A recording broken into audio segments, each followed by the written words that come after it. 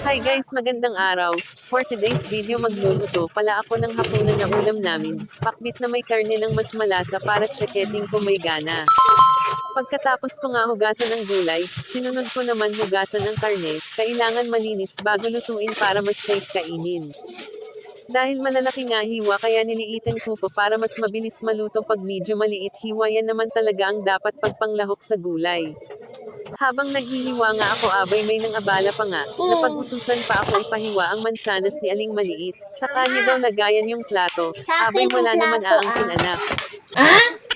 Hindi nga ako pauli dyan abay kakain din ng nanay magpasustansya din tayo para lagi healthy at tayo ang tig-asin sa bahay. Wow! Pagkatapos nga niya na ituloy ko na nga ang aking paghiwa, panggulo naman talaga sana natapos na.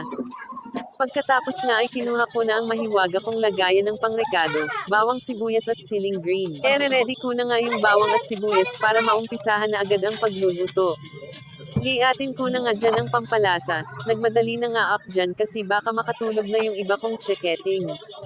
Yung pangalawa ko pa naman ay may lagnat pero nagpapagaling na awa ng Diyos pinainom ko din pala ng udlot ng papaya, kasi nag-inom siya gamot parang respituhan lang tapos nalagnatin na naman uli may nabalitaan ako na maganda raw yung katas ng dinikdik na udlot ng papaya gamot sa may lagnat, kaya sinubukan ko nga ay awa ng Diyos magaling na siya at hindi na bumalik lagnat nakagala na nga agad. Nag-start na nga ako magluto, ginisang bawang sibuyas sabay lagay ng baboy para mapalambot bago ko sunod ang gulay pag malambot na bago templahan.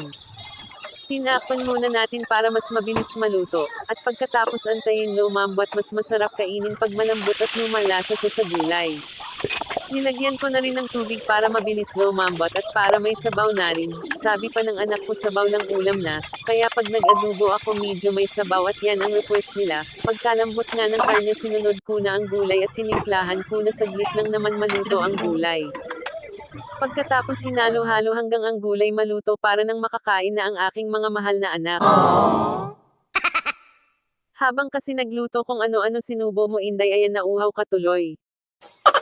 Habang inantay gang maluto magkutkat muna tayo nagdokat kay nakakagutom na. Buti na lang nakisama ang anak ko hindi nagulo nakahiga lang while watching TV at waiting sa mother niya na makaluto para daw makakain na siya. Timplahan maggamay para mas harap. Wow!